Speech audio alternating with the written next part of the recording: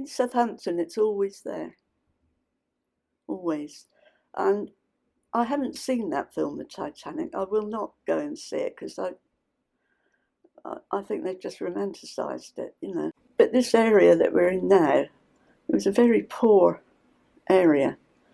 My father-in-law lived around here, and a great number of the people who went down on the Titanic came from here. And from the moment that ship was hit by the iceberg and started going down, their money was stopped. Now, these were women living in poverty anyway, bringing up families without their husband around, and they had no money. And there's an amazing photograph, I don't know whether you've got it, outside the White Star offices, and the women are there trying to look at the lists. And, you know, some of them have got the big black hats and the old, you know, the long black clothes and children holding on to the hand. But you just see the backs of them. But all their faces are up, looking. And I love that photograph because it just shows what's going to happen now. You know, you really feel for those women. Even now, I think, how did they manage? You know, they were really, really hard up. And also there's a local folk singing group who, I think I mentioned it the other day, there's the song about Fred Fleet, who was on the Titanic, you know, and he was a member of the crew, and he was saved, came back here, went on to the boats going to South Africa, but couldn't cope with it, became a postman, and eventually took his own life. And that tells the story, you know, the tragedy of the Titanic. Now I will tell it once again to clear up any doubts. The night Titanic hit the ice when he was on lookout. When I went to get my bus pass, I was not allowed to have it until my husband reached the age of 65 and retired. And I just blew up, you know. I said, it's nothing to do with my husband, this is for me. But you couldn't get it, and I kicked up such a fuss. And I wrote to the local paper, you know, loads of women wrote in, and it did get changed. So that was one thing. But I can remember when I was very pregnant with one of my kids, and our washing machine broke. And my husband insisted on fighting to get it fixed without paying for it, because of the guarantee and that. So I had to go down the road and hire a washing machine to cover us, because, you know, desperate for it. We wanted to hire a little old twin tub, whereas I had an automatic, you know.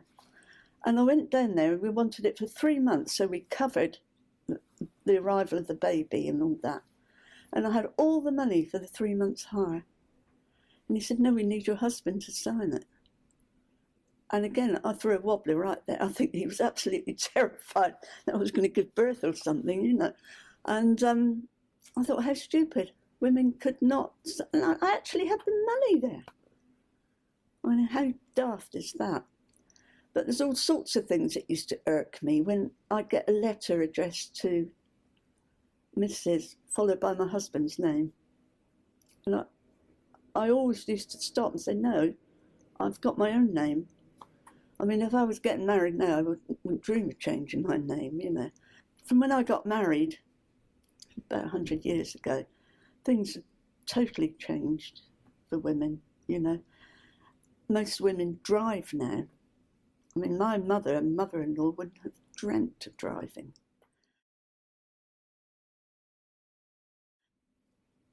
I can remember one of my first memories is the Queen Mary coming back to Southampton after the war, because she was employed, you know, in the war, and her hooter just kept sounding all the time. I mean, I went to school in Southampton, obviously, you know, through infants, juniors, you know, past 11 plus. That was amazing for me, to go from quite a poor home, very stable home, but Well, I say poor, but not everybody was poor then, you know, it was just after the war. To go to a grammar school on the other side of town felt like a fish out of water, but I learnt a lot there. Would you believe it? We all started there in 1950. Every 2 years we have a reunion. And it's amazing what some women of my age have done with their lives, you know. It's absolutely great when we all get together and share things. You know, we've got a couple of authors and university professors and all that, you know, and then people who, I haven't done anything, you know.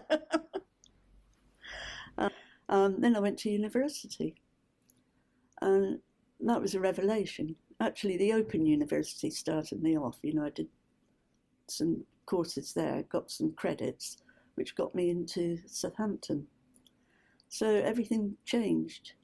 And I remember one of my sons, he was quite little, and I did my first OU course, and I got the result.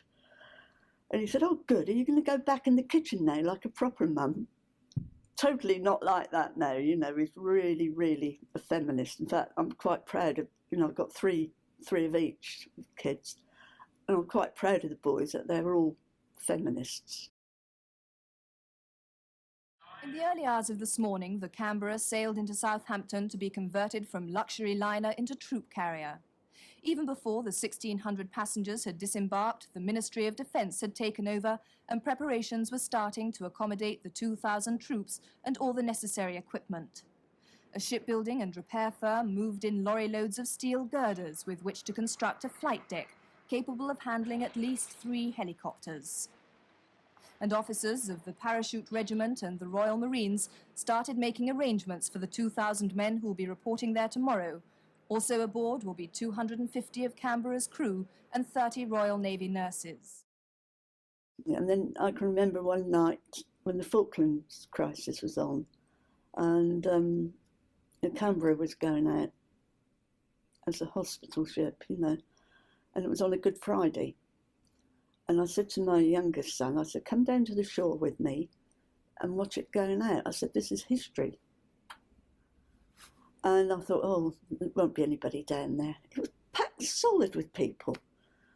We had to drive for about a mile. It would have been easier to walk there, you know. On the quayside, the ones who were being left behind were putting a brave face on it, while those who were going couldn't conceal their excitement. At 8 o'clock, the last mooring rope was cast off and Canberra was ready to sail. The liner's crew, civilians who volunteered to sail with her, threw down streamers while the families of those who'll fight, if fighting becomes necessary, waved a patriotic farewell. All these flats that were on the Western Shore, they all had their lights going on and off, sort of saying goodbye. And you could see the houses and flats on the other side of the water in Hythe, all their lights were going, you know. It was really emotional, really, you know, because stupid thing, sending young men off to fight for that. That's Maggie Thatcher for you. But I was a Labour councillor in Woolston and Weston, which is just across the river. In Southampton, there's always a great joke about the river. You know, it divides the east and the west. And I've always been east of the river person. So I was a councillor there for a long, long time. And that again shows you what goes on. You know, I was horrified at the amount of poverty, not just financial poverty, but poverty of expectations. You know, they had no aspirations, some people. A mayor is elected by the members of the council. Each year, each political party puts forward a name for the sheriff, and that is agreed, and then the sheriff automatically becomes mayor. As mayor, you have to chair the council meetings. Absolute nightmare. It really was. I hated it. I really did hate that part of it. That was the only thing I didn't enjoy. I found out a lot more about the history. There are some amazing historians in this city. I'm afraid I still call it a town rather than a city. And I also went around to lots of little community groups where, especially older people, doing amazing jobs for themselves and for each other.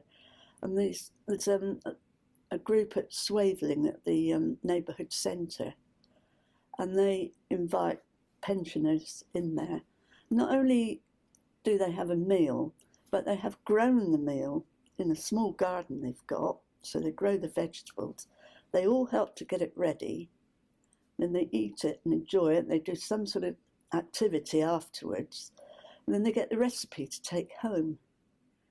And I went there a couple of times, and I thought, gosh, hardly anyone knows this is going on, but they have had awards and that for the work they're doing, and they were all invited to a garden party at Buckingham Palace, you know. The steep learning curve is how poor some people's lives are.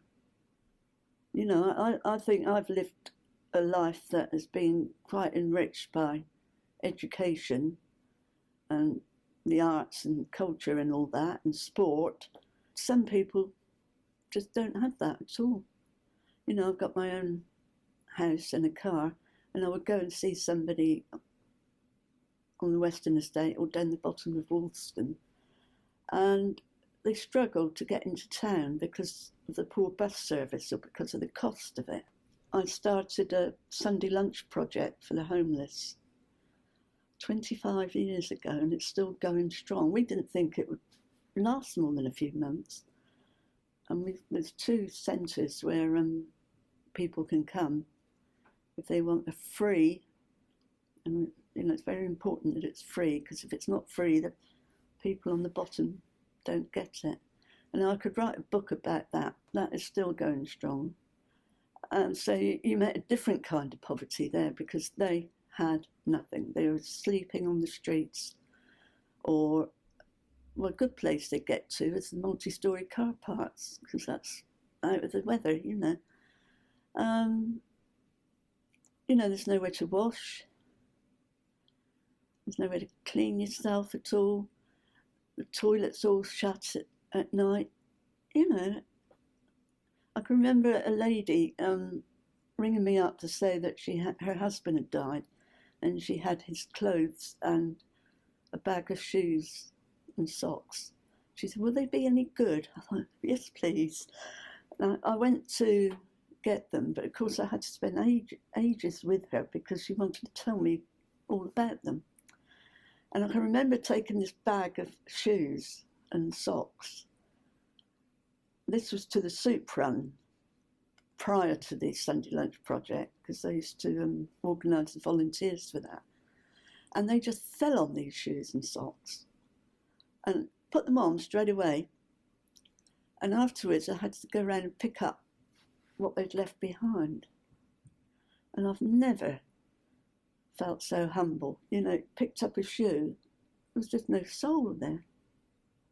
Socks that were just, well, almost stood up on their own. They were so stiff with dirt, you know, and full of holes.